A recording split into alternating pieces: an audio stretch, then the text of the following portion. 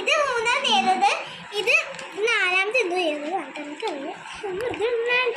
ഇത് നാലാം തീയതി, ഇത് അഞ്ചാമതാണ്. കുറേ സ്റ്റിക്കറാണ് ഇഷ്ടപ്പെട്ട കമൻറ്റ് ചെയ്യണം കേട്ടോ. ലാസ്റ്റാണ് ഇഷ്ടപ്പെട്ടത്.